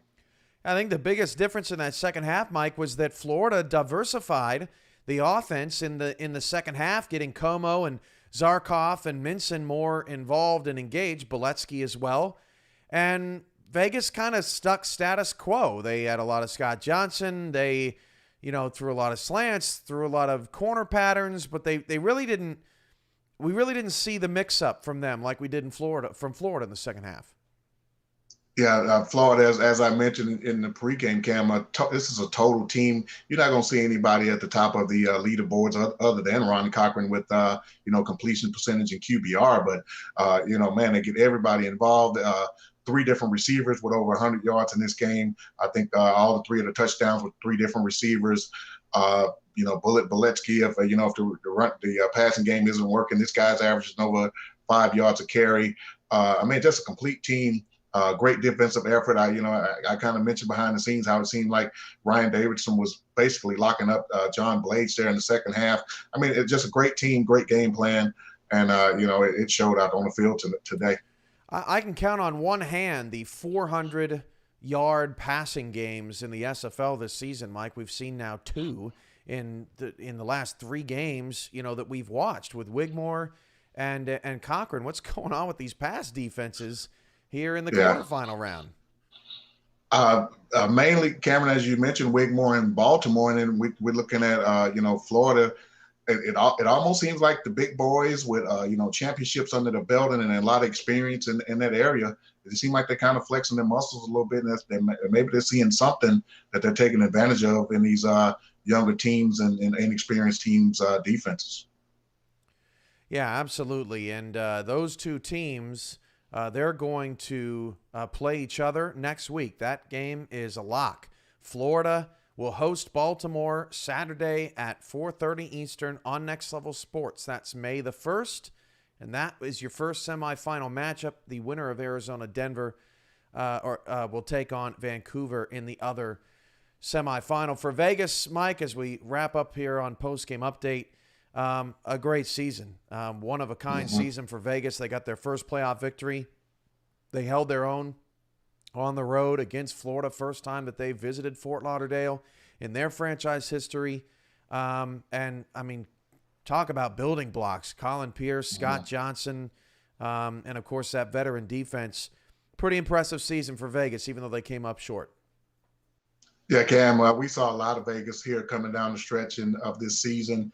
Scott Johnson basically had a breakout season and another great game today, 159 yards, a couple of touchdowns. And, as you know, and most of this SFL community knows, is that, hey, man, everybody's a free agent once the season ends. We'll see if Vegas can keep most of this locker room together and build on a great season that they had this season. When we come back, we'll preview our last quarterfinal game of the weekend. Denver hosts Arizona. The Nightwings, the top seed, 11-1, taking on the Scorpions, who are looking for a major update or an upset. This has been the SFL Post Game Update on For the Fans. We'll be right back.